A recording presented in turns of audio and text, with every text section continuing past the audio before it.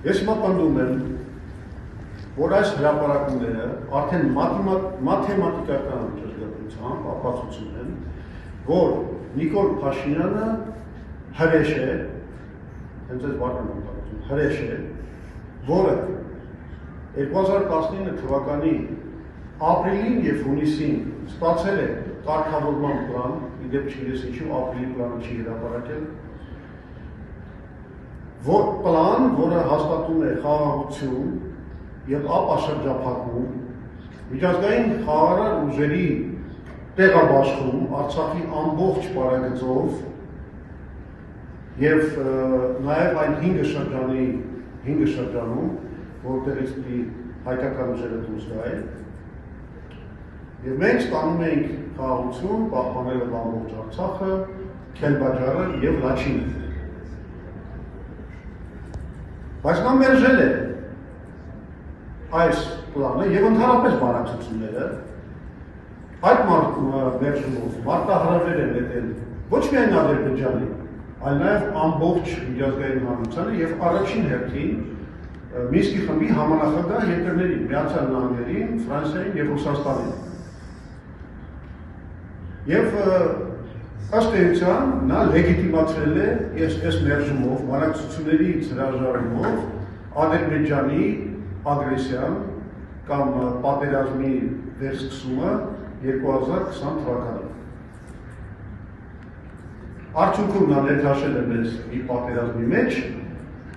որում մենք ունեցանք եւ Արցախի ոչնչացումը եւ 5000 մեր զինվորների կյանքի կորուստը եւ ավելի ծանր նաեւ հետևանքներ ունեցանք մեր պետությունը այսօր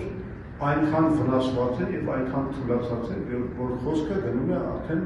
նրա գոյատևման մասին։ Փաստորեն ամբողջ կարգավորման գործընթացը բաժանվում էր երկու էտապի, երկու փուլի։ Առաջին փուլը լինելու էր փոխհամաձայնված արդեն եւ իրականացվելիք քայլերի իրականացման փուլ։ Այդ քայլերը ինչ էին նախատեսում։ Ուրեմն 5 շրջանների վերադարձ Ադրբեջանի, խոսքը Զանգելան, Հուբարդի, Ֆիզուլի, Ջաբրայիլ եւ Աղդամ շրջանների վերադարձ Ադրբեջանին։ Բայց միայն այն բանից հետո,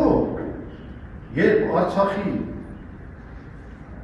Քելբաջարի, Լաչինի, Պարագծով եւ այդ 5 շրջաններում տեղակայվում են միջազգային խաղաղարար ուժեր։ Շատ կարևոր հանգամանք է։ Այսինքն անգամ դա 20 թվականին նման չէ լինելու, ոնց որ ռուսական խաղաղարար ուժերը մտան Լեռնային Ղարաբաղ, ոչ, նրանք մտնելու են այդ հանձնվող 5 շրջան։ Եվ շրջապատում են ամբողջ պարագծով Արցախը։ Այս 5 շրջանները պիտի մտնեին բացառապես Ադրբեջանի քաղաքացիական իշխանությունները։ Այսինքն չեր էլ մտնելու ոչ բանակա-ադրբեջանական այդ 5 շրջանը, պատկերացրեք, ոչ էլ Ադրբեջանի որևէ ուժային կառույց։ Միջազգային այդ խաղաղարար ուժերի կազմը կորոշվեր Հայաստանի եւ Ադրբեջանի փոխադարձ կոնսենսուսով։ Այսինքն եթե մենք ինչ-որ վախեր ունենք, օրինակ հետագայում դրա մասին խոսենք, որ մեր ինքնիշխանությունը կարող է ուժեր, չգիտեմ, այդպես միշտ ակնարկում են, որ ռուսական ազդեցությունը հավելանա, չգիտեմ ինչ, Հայաստանի Հանրապետությունը ուներ հնարավորություն դուրս հանելու այդ միջազգային խաղաղարար ուժերի կազմից, օրինակ ռուսական ուժերի, եթե աննման մտավախություն կա։ Շրջապատումը լիարժեք վերաբերել, այսինքն մենք ունենք բոլոր ճանապարհների բացում, բոլոր կոմունիկացիաների բացում, բոլոր կանալների բացում։ Մենք անմիջապես հայտնվում ենք նորմալ տնտեսական ապաշրջապատված իրավիճակի մեջ։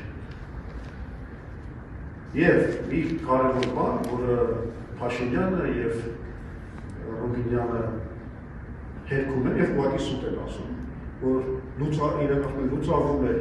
Ղարաբաղի իրավիճակը, իրականում հակառակը սահմանվում է միջազգայինորեն լեգիտիմ միջանկյալ կարգավիճակ։ Սա ապացուցելու համար բերեմ ձեզ մեջ բերում հենց այդ պլանից։ Մինսկի խմբի համանախագահների, համանախագահ երկրների աջակցությամբ ճանաչվում են Լեռնային Ղարաբաղի իրավունքները, որոնք ապահովագրում են Լեռնային Ղարաբաղի լիարժեք կենսագործունեության կազմակերպումը։ Այսինքն, ոչ միայն շարունակելու էին Լեռնային Ղարաբաղի Հանրապետության իշխանությունները գործել իրենց լիազորությունների լիարժեք և լիակատար ծավալով, այլ նաև այդ ծավալը իրենց լիազորությունների ճանաչվում էր միջազգային հանրության կողմից իդեմս Ֆրանսիայի, Միացյալ Նահանգների և Ռուսաստանի։ Ավելին,